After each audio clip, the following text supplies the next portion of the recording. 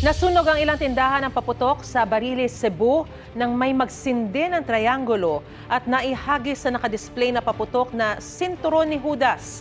May unang balita live si Nico Sereno ng GMA Regional TV. Nico, maayong buntag.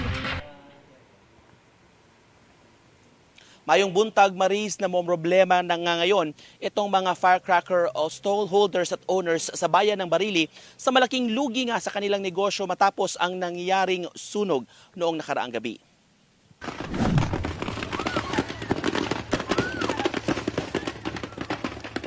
Ito ang video na kuha ni JP Vincula sa nasunog ng mga tindahan ng paputok. Ayon sa ilang tao, higit pa sa ingay sa pagsalubong ng bagong taon ang kanilang nasaksihan. Natanggap ng Barili Fire Station ang alarma alas 9:33 ng gabi. Rumisponde sila at naapula ang apoy matapos ang mahigit 10 minuto. Sa investigasyon ng BFP Barili, may dalawang lalaking bumili ng paputok na triangle at sinindihan ito ng isa sa kanila. Naitapon niya ang paputok kung saan nakadisplay ang 1,000 rounds ng Judas belt. Dito na madaling kumalat ang apoy na tumupok sa katabing mga tindahan ng paputok. Nahawakan ng mga tao sa lugar ang dalawang lalaki. Ngunit nakataka sila nang subukan ng mga tao na tumulong para maapula ang apoy. Pero naiwan ng mga lalaki ang kanilang sinakyang motorsiklo na nakuhanan ng plate number bago madamay ito sa sunog. Umaasa ang BFP na sa tulong ng plaka ay matutukoy nila ang pagkakakilanlan ng dalawang lalaki. Ako magdawom ni mo nga imo mingingon ato kay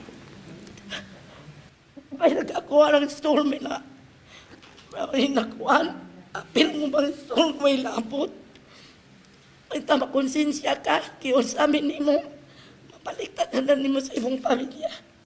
Problema ngayon ng mga apektadong negosyante kung paano mababawi ang kanilang puhunan na nasa 70,000 hanggang 300,000 pesos. Ako ang puna na to between 260 to 280. Kuan. Hmm. Ka, pila na katuig na negosyo? Murag 7 years na. Oh. Sa isang pulong na ipinatawag ng BFP, iginiit ng mga may-ari at nagbebenta ng mga paputok na sinunod nila ang mga alituntunin para masigurong ligtas ang kanilang pagbebenta ng mga paputok tulad ng paglalagay ng mga signages, tubig at iba pa. 6 na stall ang hindi nasunog, ngunit naghihintay pa ng go signal kung maaari silang magpatuloy sa pagtinda.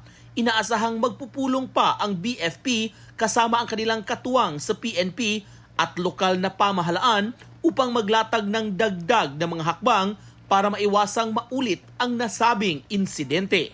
Ang panawagan sa duha ka tawo nga nipalit kung wala mo intensyon nga inyong gitong gituyo ari mo diri sa station kay para atong maistoryahan.